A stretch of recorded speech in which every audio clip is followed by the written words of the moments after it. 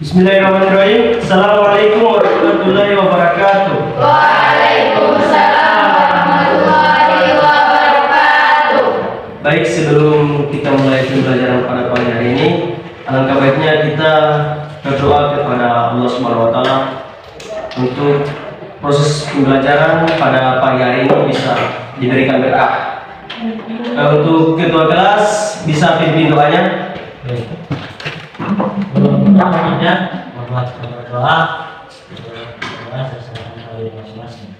Berdoa dimulai.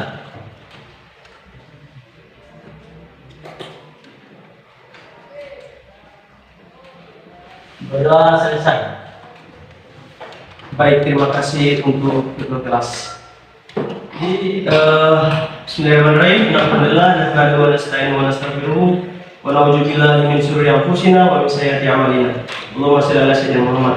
Pertama-tama, mari kita panjatkan puja dan puji syukur kepada Allah Subhanahu wa taala karena dengan kuasanya lah kita masih diberikan kesehatan, kekuatan untuk bisa mengikuti proses pembelajaran pada pagi menjelang siang hari ini. Salawat serta salam alhamdulillah kita lakukan kepada baginda Nabi Sallallahu Alaihi Wasallam. Allahumma sholli wa sallim wa barik alaihi. Karena dengan beliau yang membawa Islam dari zaman gelap gulita menuju zaman terang benderang yang sampai saat ini kita rasakan. Baik adik-adik, apa kabar? Baik. Sehat semuanya? Alhamdulillah. Sebelum saya mulai, saya absen dulu ya. Ya.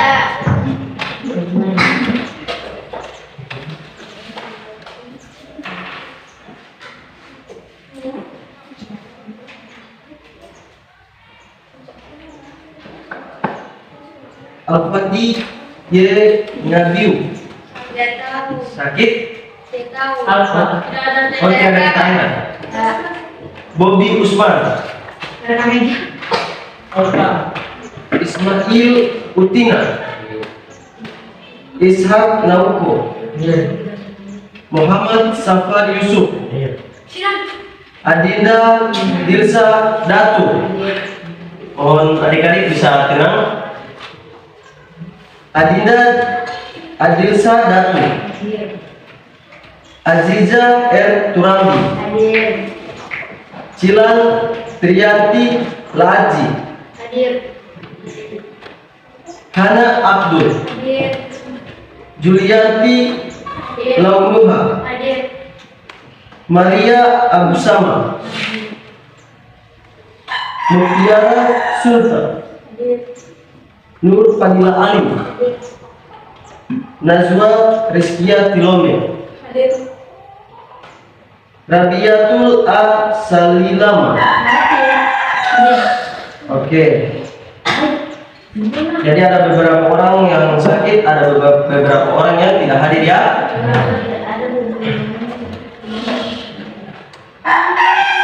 Jadi adik-adik, pembelajaran kita pada pagi hari ini mengenai perkembangan Islam masa Rasulullah Sallallahu Alaihi Wasallam periode Mekah. Nah, tujuan pembelajaran seperti apa? Tujuan pembelajaran kita yaitu menggunakan model pembelajaran Dell Learning Cell. Apa itu?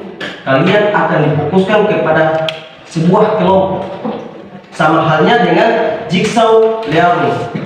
Jadi Dell Learning Cell dengan jigsaw learning itu adalah dua metode yang menggunakan metode kelompok. Jadi kalian akan saya bagi kelompok dan di dalam situ kalian akan aktif untuk menganalisis materi tentang perkembangan Islam masa Rasulullah SAW periode Mekah. Paham? Paham.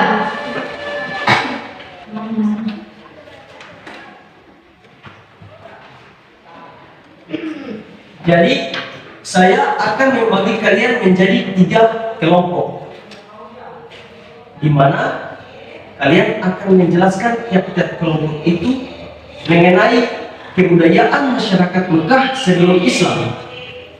substansi dan strategi dakwah Rasulullah SAW PBMK dan peristiwa penting dalam dakwah Rasulullah SAW PBMK. Jadi kita akan bagi kelompok. Dimulai dari sini, berhitung. 1, 2, 3. 2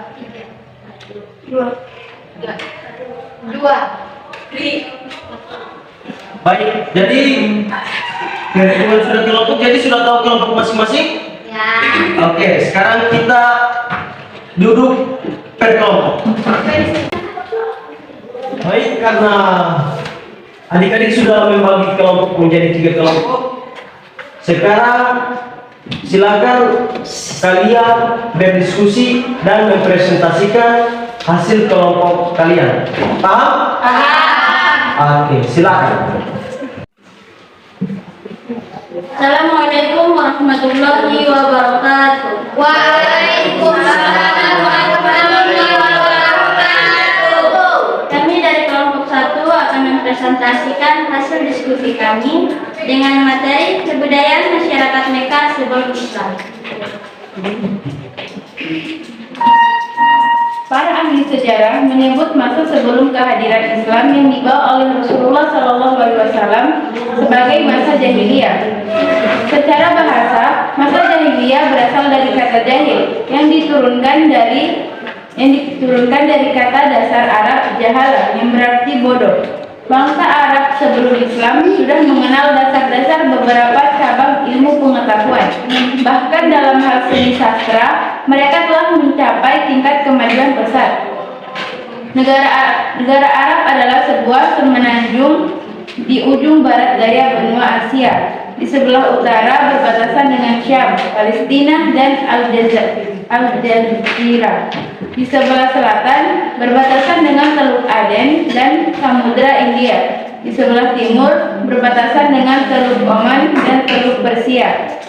Dan di sebelah barat berbatasan dengan Selat Bab al-Mandeb, Laut Merah, dan terusan Zeus.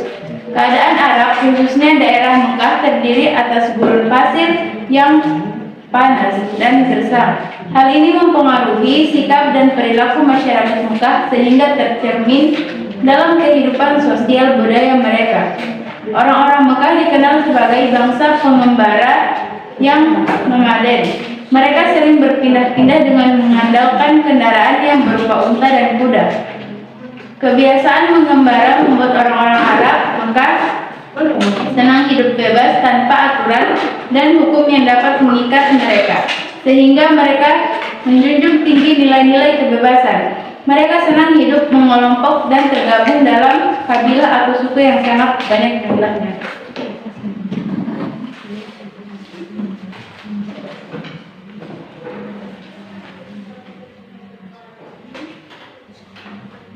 Kekuatan, keperkasaan, keuletan, dan keberanian merupakan modal utama untuk dapat bertahan di alam gurun pasir. Mereka tidak menyukai anak-anak wanita karena wanita dinilai makhluk lemah, tidak mampu berperang, dan tidak kuat melakukan pekerjaan yang berat, seakan suatu bencana besar dan sebagai air jika tidak mempunyai anak laki-laki. Namun, selain memiliki watak, perangai, dan perilaku keras, penduduk Arab mempunyai jiwa seni sastra yang tinggi, terutama dalam bentuk syair dan sajak. Kepandaiannya dalam mengubah sajak atau syair merupakan kebanggaan orang Arab. Para penyair kenamaan sangat dikagumi dan dihormati. Dari segi keyakinan, bangsa Arab pada masa jahiliyah terbagi menjadi beberapa golongan. Yang pertama, golongan yang mengingkari Sang Pencipta dan hari kebangkitan. Mereka percaya bahwa alam, masa, dan waktulah yang membinasakan segalanya, seperti yang termaktub dalam Quran surat Al-Jaziyah. Yang kedua, golongan yang mengakui adanya Tuhan, tetapi walaupun mengakui adanya Tuhan, namun mengingkari adanya hari kebangkitan, seperti yang termaktub dalam Quran surat Kaf.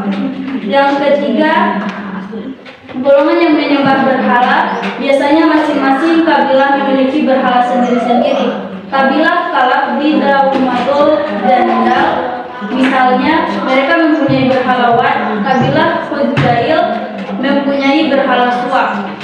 Kabilah Mazhal dan kabilah-kabilah di Yaman semuanya menyembah Yaqut dan Ya'uq.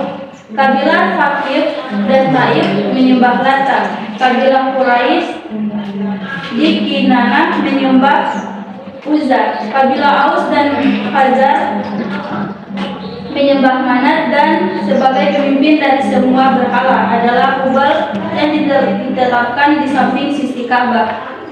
Yang keempat, golongan yang lain adalah golongan yang cenderung mengikuti ajaran Yahudi, Nasrani dan Sabiah. Ada pula yang menyembah malaikat atau jin.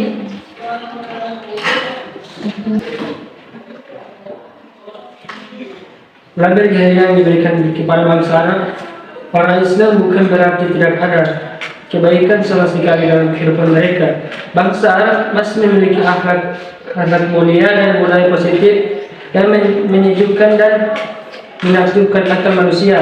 Di antara perkembangan kebudayaan masyarakat Arab para Islam: 1. Tradisi keilmuan. Bangsa Arab para Islam telah mampu mengembangkan ilmu pengetahuan terbukti dengan dikembangkannya ilmu astronomi yang ditemukan oleh orang-orang Babilonia. 2. Berdagang. Masyarakat Arab yang tinggal di perkotaan atau disebut Ahlul Hadat, mereka hidup dengan berdagang. 3. Bertani. Masyarakat Arab yang tinggal di pedalaman yaitu masyarakat Badui, mata pencahariannya adalah dengan bertani dan beternak.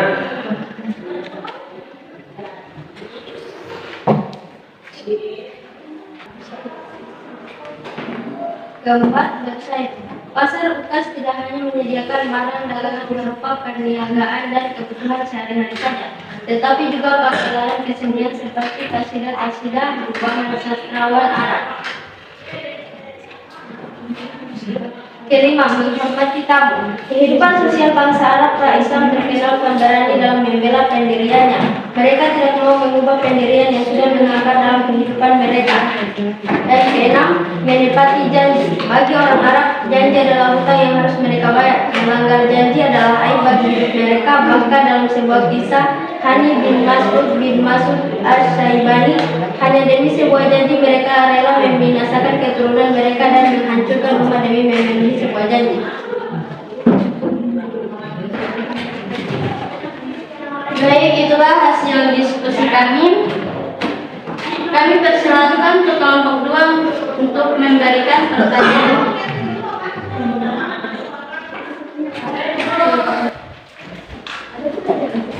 Assalamualaikum warahmatullahi wabarakatuh. Waalaikumsalam warahmatullahi wabarakatuh. Kami dari kelompok 2 akan bertanya tentang apa saja budaya positif masyarakat Arab jahiliyah yang hingga kini masih relevan untuk dilakukan. Sebutkan dan jelaskan alasan kalian.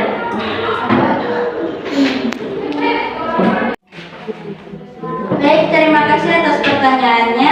Kami dari kelompok 1 akan menjawab pertanyaan dari kelompok 2 yang mana apa saja budaya positif masyarakat Arab jahiliyah yang hingga kini masih relevan untuk dilakukan. Sebutkan dan jelaskan. Yang pertama, tradisi keilmuan. Bangsa Arab pra-Islam telah mampu mengembangkan ilmu pengetahuan, terbukti dengan dikembangnya ilmu astronomi yang ditemukan oleh orang-orang Babilonia. Yang kedua, berdagang. Masyarakat Arab yang tinggal di perkotaan atau disebut Ahlul Hadat, mereka hidup dengan berdagang. Yang ketiga, bertani. Masyarakat Arab yang tinggal di pedalaman yaitu masyarakat Badui, mata pencahariannya adalah dengan bertani dan beternak. Yang keempat, bersyair. Pasar Ukas tidak hanya menyediakan barang dagangan berupa perniagaan dan kebutuhan sehari-hari saja, tetapi juga pegelaran kesenian seperti kasidah, gubahan sastrawan Arab. Yang kelima, menghormati tamu. Kehidupan sosial bangsa Arab Islam terkenal pemberani dalam membela pendiriannya. Mereka tidak mau mengubah pendirian yang sudah mengakar dalam kehidupan mereka. Yang keenam, menepati janji. Bagi orang Arab, janji adalah hutang yang harus mereka bayar. Baik, itulah jawaban dari kami untuk kelompok 2. Sekian dari kami. Wassalamualaikum warahmatullahi wabarakatuh. Waalaikumsalam warahmatullahi wabarakatuh. Assalamualaikum warahmatullahi wabarakatuh. Waalaikumsalam warahmatullahi wabarakatuh. Kami dari kelompok 2 akan memaparkan materi tentang substansi dan strategi dakwah Rasulullah SAW periode Mekah. Untuk yang ini silakan.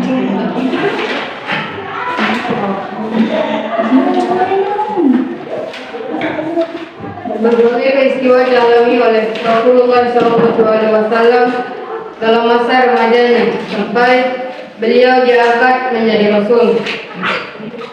Pada saat Rasulullah SAW berusia 14 tahun terjadi sebuah peperangan antara kaum Quraisy dengan suku-suku lain yang bersekutu dengan suku Kinanah dengan suku Hawazin.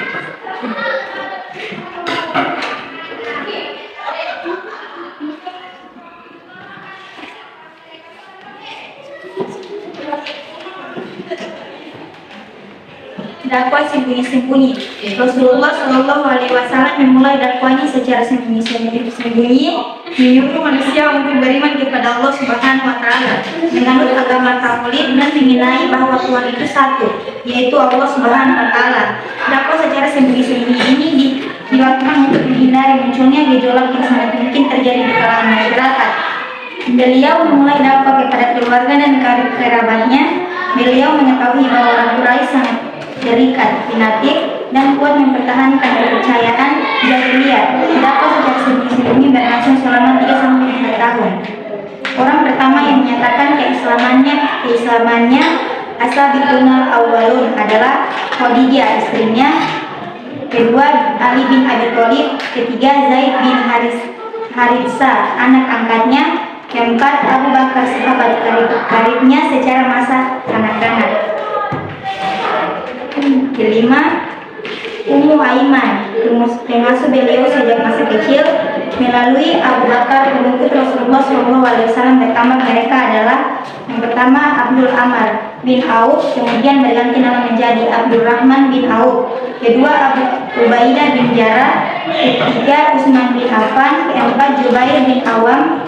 Kelima, Sa'ad bin Abi Waqqas. Keenam, Arkam bin Abi Al-Arkam. Ketujuh, Fatimah bin Khattab. Kedelapan, Talhan bin Ubadillah dan sebagainya. Dengan turunnya ayat tersebut, Rasulullah SAW mengajarkan secara keterangan. Dakwah ini membuat sangat tokoh banyak tinggal di barat laut yang menyatakan kepada Islam. Dia adalah Abu Dhar al-Ghifari. Atas permintaan Rasulullah SAW kepada dia, Abu Dhar al-Ghifari pulang untuk berdakwah di kampungnya. Sejak itulah banyak orang yang masuk Islam berkat Abu Dhar al-Ghifari. Melalui cerita itulah Bani Daud juga masuk Islam. Orang pertama Bani Daud yang masuk Islam adalah Tufail bin Ahmad Al-Khalid. Pandang di kagumnya. Dengan demikian Islam mulai bersebar di Mekah.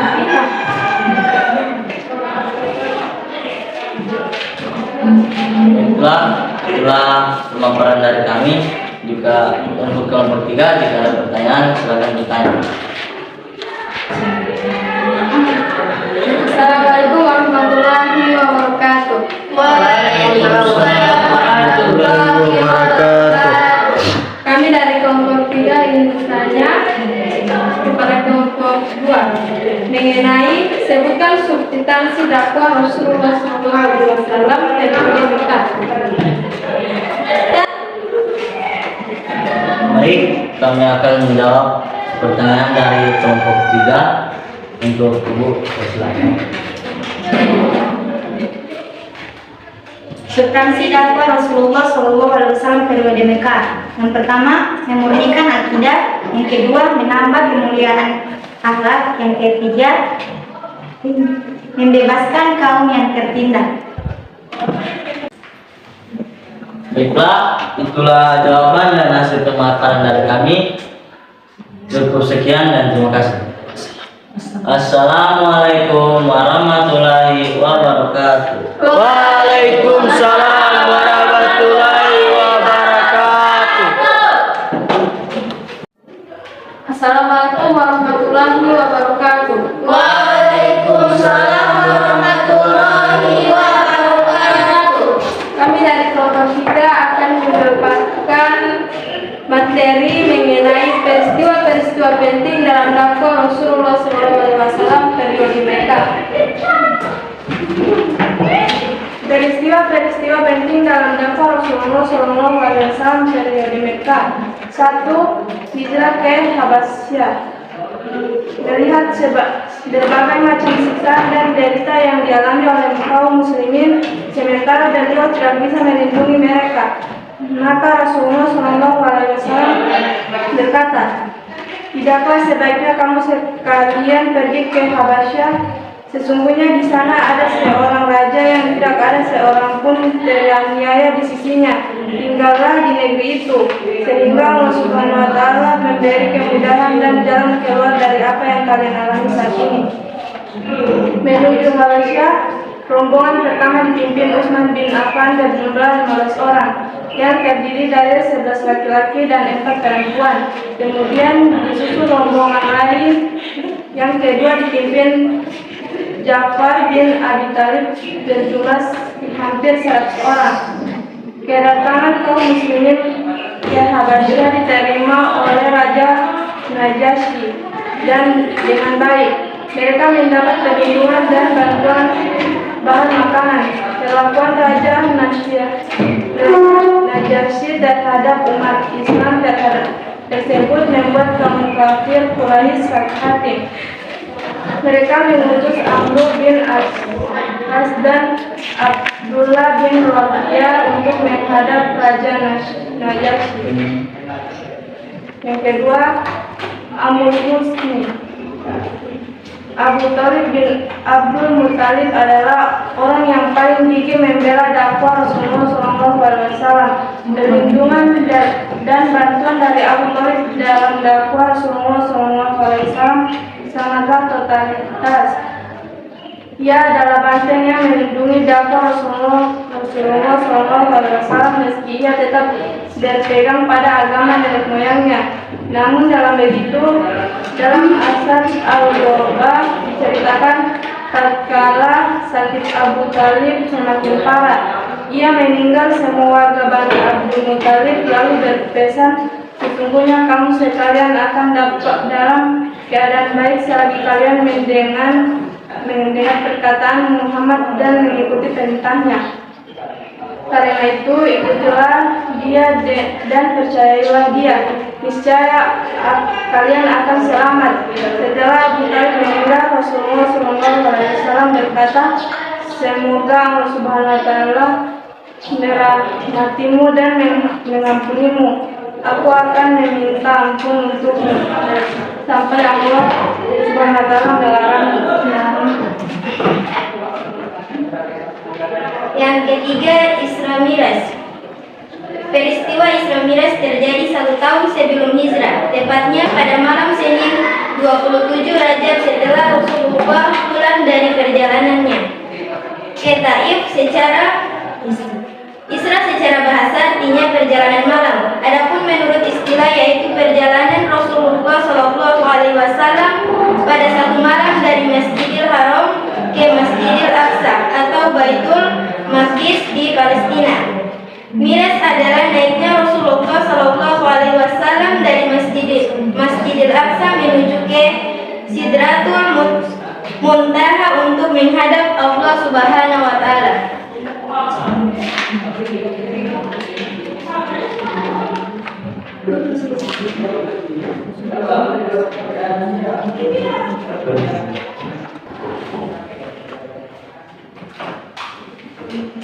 Yang keempat yaitu hijrah ke Yathrib. Juga sebagian atas perkembangan besar kemajuan kaum muslimin yang datang dari penduduk Yathrib. Mereka melaksanakan ibadah haji ke Mekah yang terdiri dari suku Aus dan Khazraj. Pada musim haji selanjutnya terdiri dari orang-orang Yathrib berjumlah 73 orang atas nama penduduk Yathrib. Mereka meminta kepada Rasulullah SAW untuk berkenan pindah ke Yathrib.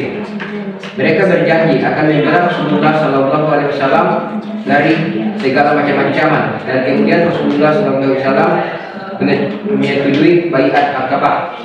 Juga setelah pada tahun ke-11 kenabian menyetujui adanya baiat Aqabah pertama.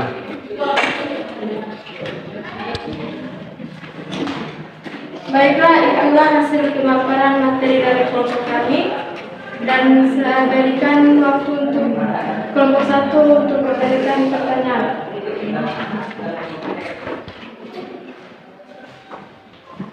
Baik Pak, salam.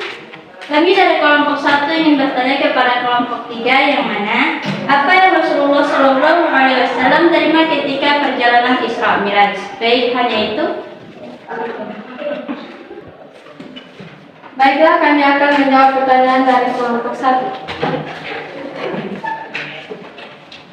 Apa yang Rasulullah SAW terima ketika perjalanan Isra Miraj? Rasulullah SAW menerima perintah sholat yang sebelumnya berjumlah 50 waktu diturunkan menjadi 5 waktu. Itulah hasil jawaban dari kami. Sekian dari kami. Wassalamualaikum warahmatullahi wabarakatuh. Waalaikumsalam warahmatullahi wabarakatuh. Baiklah, terima kasih adik-adik yang sudah memaparkan hasil materi tentang perkelompok seperti tadi. Sebelumnya tepuk tangan dulu untuk kalian. Oh, terima kasih banyak.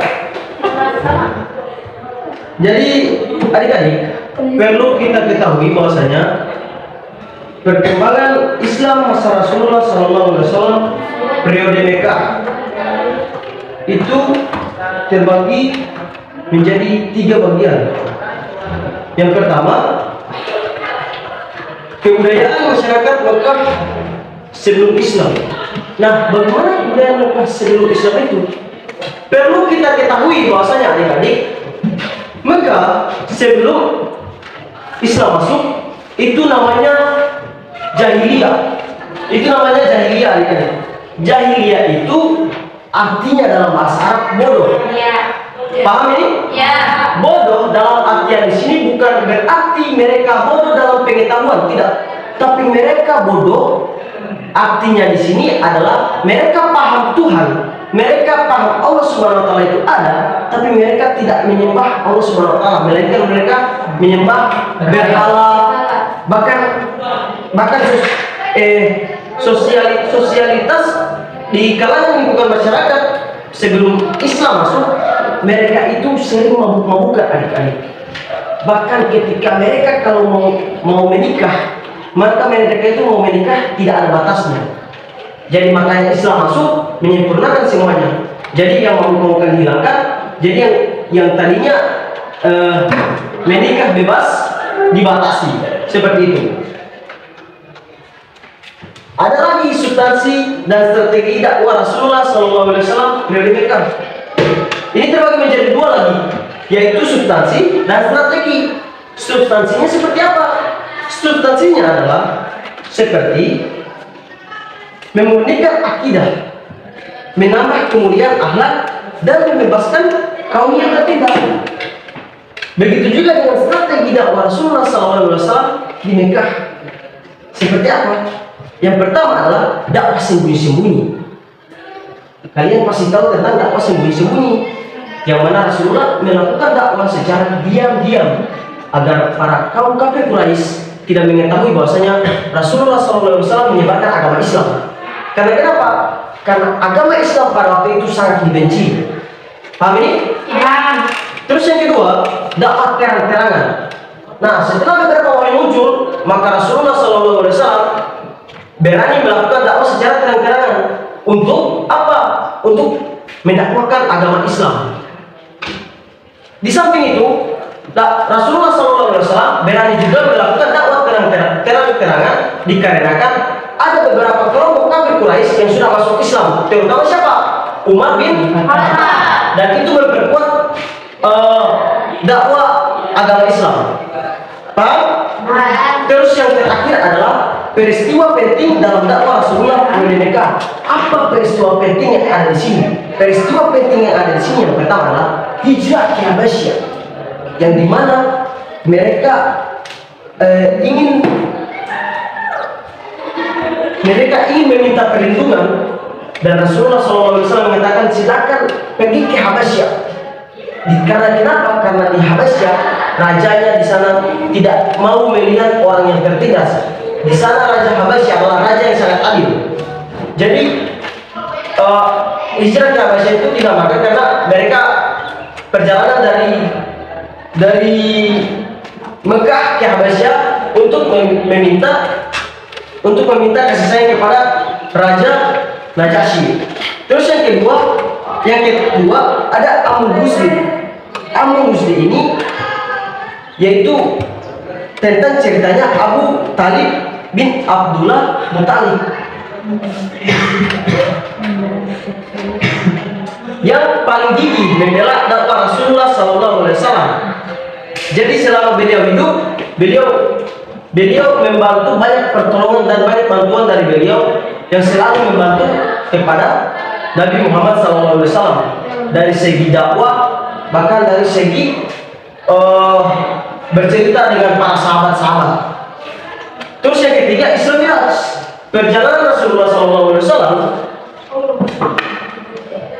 dari Masjidil Haram ke Masjidil Aqsa atau Baitul Maqdis di Palestina. Untuk menerima apa? Untuk menerima apa? Wahyu. Untuk menerima wahyu. Untuk menerima apa? Sholat. Yang tadinya berapa rakaat? 50 waktu. Dari 5 waktu. Terus yang terakhir apa? Hijrah ke asli. Jadi seperti itu teman-teman. Itu adalah beberapa penjelasan dari saya mengenai perkembangan Islam masa Rasulullah SAW di Mekah. Paham? Baiklah, itulah sedikit penjelasan dari saya untuk memperkuat mengenai materi perkembangan Islam masa Rasulullah SAW di Mekah. Nah, jadi mohon maaf, jadi untuk menyempurnakan presentasi kalian atau pembuatan kelompok kalian, marilah kita dengarkan kesimpulan. Saya mau minta kesimpulan dari kalian. Ada yang bisa memberikan kesimpulan? Oke, dari Julia dipersilakan untuk memberikan kesimpulan. Baik, Salam. Kesimpulan dari materi ini yang pertama, dari segi keyakinan bangsa Arab masa jahiliyah terbagi menjadi beberapa golongan. Golongan yang mengingkari Sang Pencipta dan hari kebangkitan, golongan yang mengakui adanya Tuhan namun mengingkari hari kebangkitan, golongan penyembah berhala, golongan yang mengikuti ajaran Yahudi dan Nasrani. Yang kedua, kebudayaan masa jahiliyah yang positif antara lain tradisi keilmuan, berdagang, bertani, bersyair, menghormati tamu. Yang ketiga, dari sisi sosial kehidupan masyarakat Arab terbagi menjadi dua bagian besar, yaitu masyarakat perkotaan atau ahlul hadar yang telah menetap dan memiliki peradaban lebih maju, dan masyarakat pedalaman atau badui yang hidupnya nomaden dan baru memiliki peradaban yang maju. Yang keempat, strategi dakwah Rasulullah SAW periode Mekah dilakukan dengan dua cara, yaitu sembunyi-sembunyi dan terang-terangan.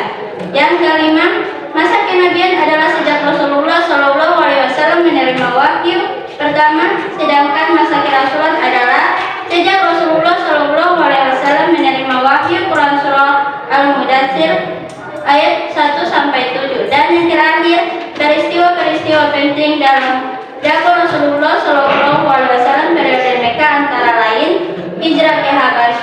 Muluk Husni, Isra Miraj, Hijrah ke Yasrib. Baik, hanya itu kesimpulannya. Sekian dan terima kasih. Oke, baik, terima kasih untuk Julia. Baik adik-adik, terima kasih juga untuk kalian yang sudah memaparkan hasil kelompok. Saya sangat berterima kasih. Sekali lagi tepuk tangan dulu untuk kalian. Jadi itulah hasil kesimpulan yang sudah dibacakan oleh Julia mengenai perkembangan Islam masa Rasulullah SAW periode Mekah. Jadi sebelum saya tutup pembelajaran pada pagi menjelang siang hari ini, saya akan menyampaikan untuk bahwasanya kedepannya kita akan melakukan kegiatan pembelajaran mengenai bab selanjutnya. Jadi kedepannya kita akan melakukan pembelajaran, tapi sudah di bab selanjutnya.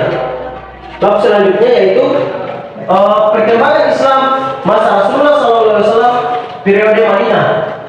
Bab pertama kan periode Mekah.